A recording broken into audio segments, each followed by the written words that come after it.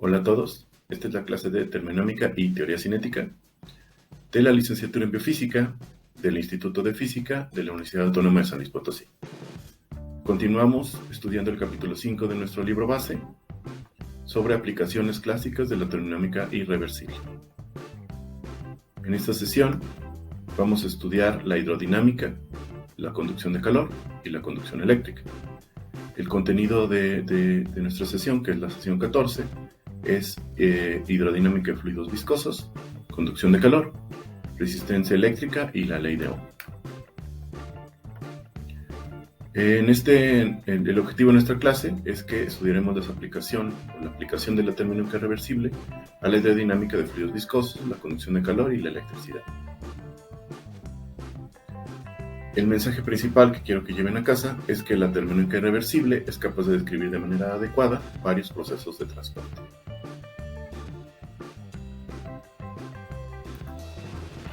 Una de las principales aplicaciones de la termodinámica de procesos irreversibles consiste en la derivación de las ecuaciones de la hidrodinámica de fluidos simples.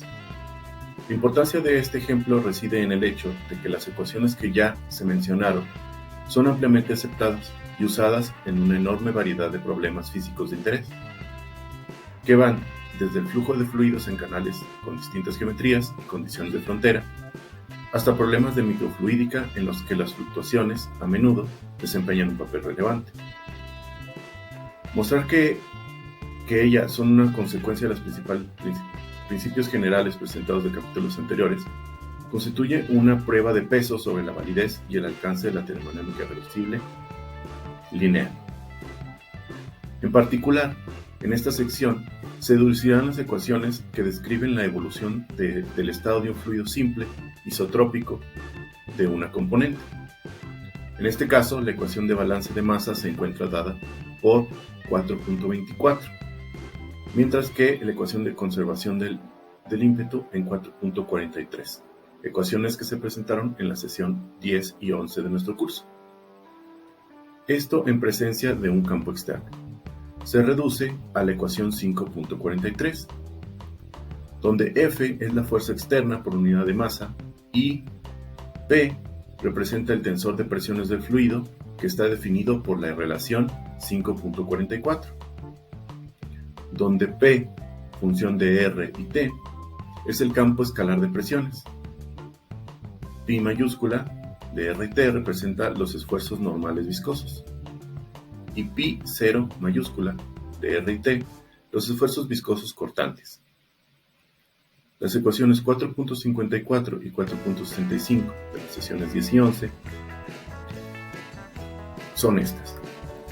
Usando ahora las ecuaciones constitutivas 4.77 y 4.78, también de las sesiones 10 y 11, para el caso en el que no ocurren reacciones químicas, se tiene las ecuaciones 5.45 y 5.46. Sustituyendo estas relaciones en la ecuación 5.44, se obtiene de manera explícita la dependencia del tensor de presiones en el campo de presiones P y el campo de velocidades V del fluido, como se muestra en 5.47. Al sustituir el resultado anterior en la ecuación 5.46, se llega a la ecuación 5.48.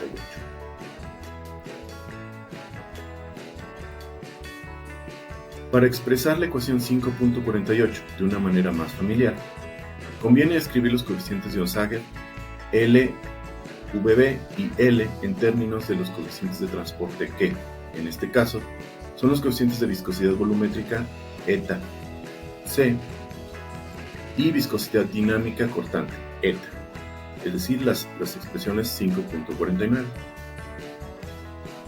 Estas definiciones permiten escribir la ecuación 5.48 en la forma 5.50, donde usamos la relación 5.51.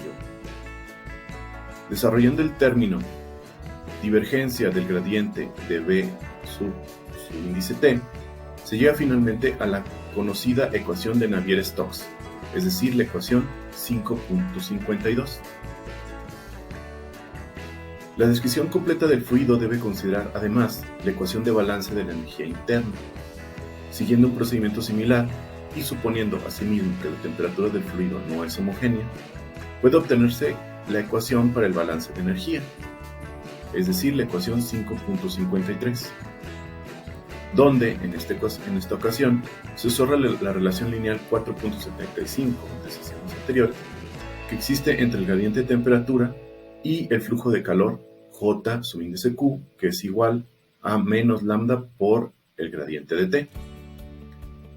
Además, se definió lambda como L subíndice QQ entre T cuadrado, como la conductividad térmica del fluido.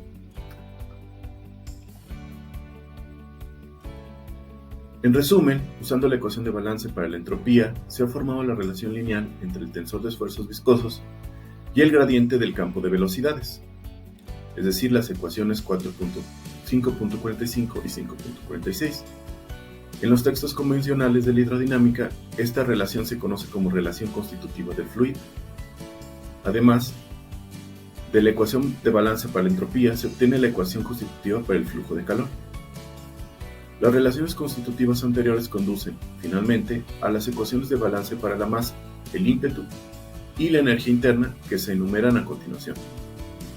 La de conservación de la masa corresponde a la ecuación 5.54.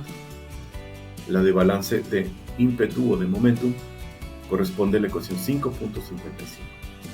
Y la de balance de energía corresponde a 5.56. Estas 5 ecuaciones contienen 7 incógnitas: P subíndice X, P subíndice Y, P subíndice Z, P del campo de presiones, ρ que es la densidad, T que es la temperatura y U que es la energía interna, por lo que deben complementarse con las ecuaciones de estado para la presión y para la energía interna, es decir, las ecuaciones 5.57. Cada problema en particular se planteará considerando las condiciones iniciales y de frontera apropiadas. Sin embargo, una serie de procesos particulares se puede deducir de manera sencilla a partir de las ecuaciones anteriores. Esto se mostrará en las siguientes secciones. Una aplicación sencilla de las ecuaciones hidrodinámicas permite analizar la relación que existe entre una diferencia de presiones, diferencia de una cantidad intensiva, y el transporte de volumen en un sistema, flujo de la cantidad extensiva conjugada. En particular, en este apartado se mostrará que el flujo de volumen es proporcional a la diferencia de presiones considerando un dispositivo llamado reómetro de tubo o flujo, que se usará para medir la viscosidad de un fluido. Para el uso de este dispositivo, el procedimiento de medición consiste en establecer una diferencia de presiones en los extremos del tubo y medir la tasa de flujo, es decir, el cambio en el tiempo del volumen del líquido correspondiente en uno de los extremos del reómetro. Dada una diferencia fija de presión, el aumento de volumen en un tiempo dado en el extremo de salida para líquidos con altas viscosidades es menor que para líquidos con bajas viscosidades. De acuerdo con la ecuación de balance de ímpetu, es decir, la ecuación 5.55, si tenemos un fluido incompresible, es decir, que el gradiente de B, que la divergencia de B es igual a 0, en estado estacionario con bajos números de Reynolds, entonces la serialización del sistema se anula, ya que existe un balance de fuerzas entre la presión y las fuerzas viscosas, es decir, entre los términos primero y segundo a la derecha de la igualdad en la ecuación 5.55, es decir, obtenemos 5.58. Si la caída de presión se aplica a lo largo de un tubo rectilíneo de sección circular de radio R y eje a lo largo de la coordenada Z, entonces usamos coordenadas cilíndricas por la simetría del problema. Tenemos que la ecuación anterior se reduce a la ecuación 5.59, ya que el fluido se mueve a lo largo del eje Z y la componente BZ solo varía a lo largo de la coordenada radial R. En esta última ecuación usamos la expresión del operador laplaciano en coordenadas cilíndricas. Consideremos ahora un cilindro de fluido R y longitud L. La fuerza que ejerce la diferencia de presiones sobre el fluido se obtiene integrando el lado izquierdo de 5.59 sobre el volumen, obteniendo 5.60, donde P subíndice 1 es igual a la presión en 0 y P subíndice 2 es la presión en L. Y usamos la diferencia del volumen en coordenadas cilíndricas, diferencial de volumen igual a R por diferencial de R por diferencial de Z por diferencial de phi. Por otro lado, suponiendo que la viscosidad es constante, la integración del lado derecho de 5.59 da como resultado la expresión 5.61.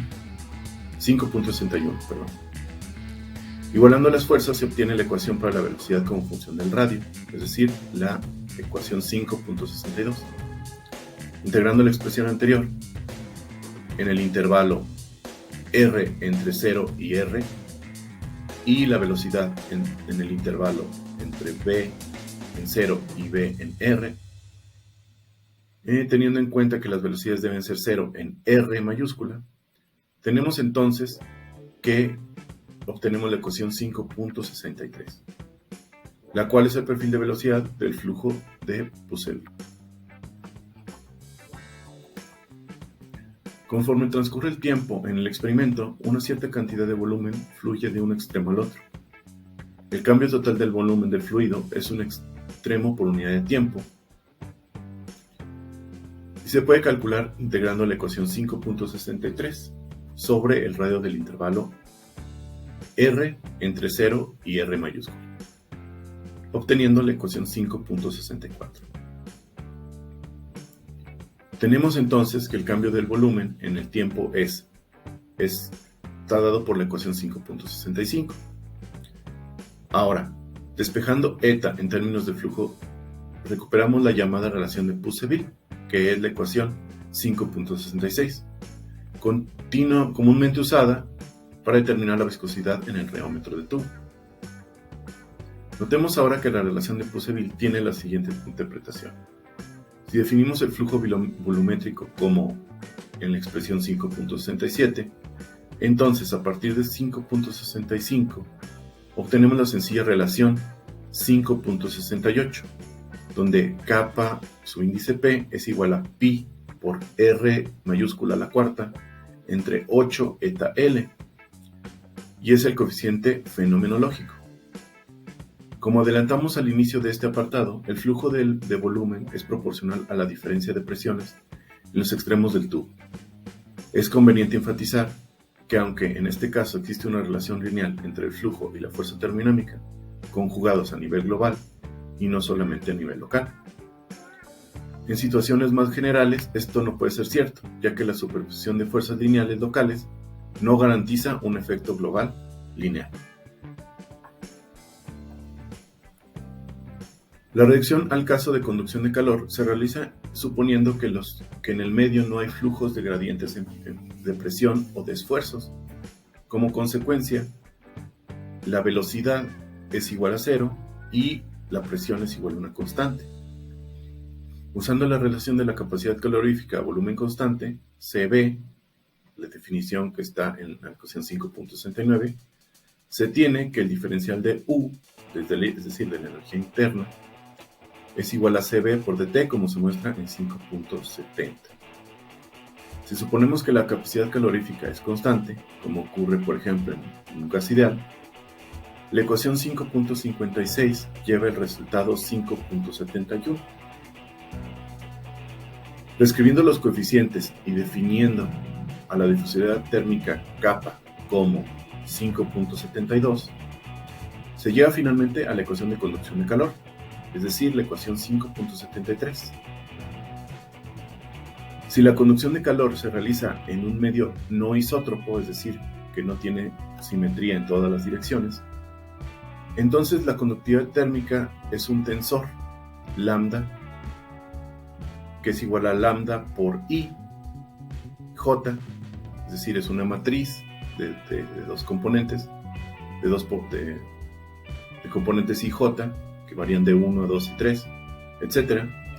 De modo que J subíndice K, J subíndice Q, es igual a menos lambda, ese tensor, por punto el gradiente de T, es decir, la ecuación 5.74. Y por lo tanto, de la ecuación de transporte de la energía interna se tiene que tenemos la ecuación 5.75.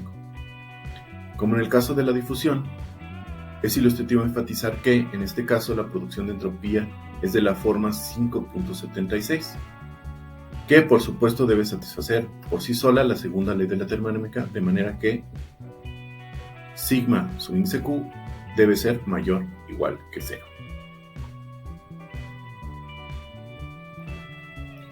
Consideremos ahora el caso en el que una diferencia de potencial eléctrico, delta phi, atraviesa el sistema en cuestión, que puede ser un hilo conductor, por ejemplo.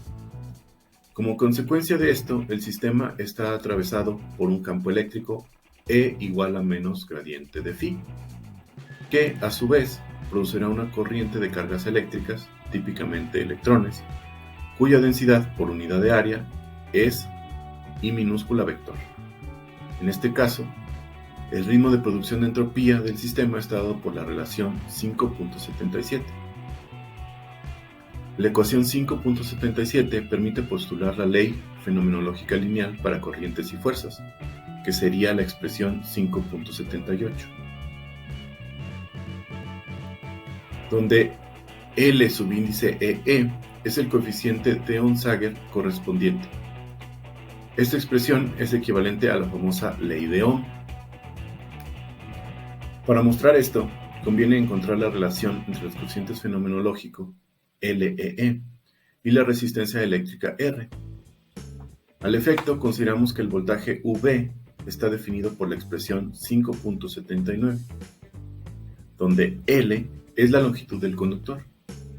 Suponiendo que la corriente es independiente de la longitud del sistema, el campo eléctrico es una variable intensiva, entonces, integrando la ecuación 5.78 sobre todo el circuito, es decir, de 0 a L, obtenemos la expresión 5.80, donde usamos 5.79 y supusimos el caso unidimensional por sencillez. Si la sección transversal del conductor tiene área A, la relación entre la densidad de corriente I y la corriente eléctrica I mayúscula es I igual a área por corriente, densidad de corriente, de donde se sigue la expresión 5.81, que, comparada con la ley de Ohm I igual a R inversa por B, se entrega la relación 5.82, donde R es la resistencia eléctrica medida en ohms. La ecuación anterior permite escribir la relación entre la resistencia eléctrica y la resistividad ρ, definida como A entre L por R. Es decir, que el coeficiente LEE es igual a T entre ρ. Si ahora sustituimos las expresiones anteriores en el ritmo de producción de entropía 5.77, obtenemos que sigma C es igual a ρ por I minúscula al cuadrado. Si integramos sobre el volumen, encontramos que la entropía total producida por unidad de tiempo, derivada de delta IS entre dt, está dada por la expresión 5.83, donde nuevamente hemos supuesto que la densidad de corriente y la resistividad son constantes. La ecuación es conocida como calor de Joule, Q subíndice J, que es la cantidad de energía disipada, es decir, el calor no compensado, por unidad de tiempo en un circuito eléctrico de resistencia R, por lo cual pasa una corriente I. De esta forma, hemos demostrado que la termodinámica de no equilibrio da cuenta de la disipación de la energía en fenómenos de conducción eléctrica. Por supuesto, las mediciones de potencia disipada por el conductor serían una comprobación directa de la validez de la teoría. Muy bien, con esto terminamos esta sesión, pero antes de cerrar la clase, vamos a hacer un resumen de los mensajes principales de la misma. Primero es que, usando la ecuación de balance de entropía, se ha formulado la relación lineal entre el tensor de esfuerzos y el gradiente del campo de velocidades. A esta ecuación se le conoce como relación constitutiva del flujo.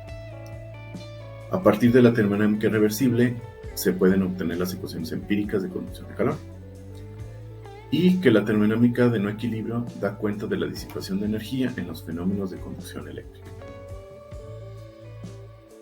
Bien, con esto terminamos esta clase. Vayan empezando a hacer sus ejercicios y hasta la próxima. Muchas gracias.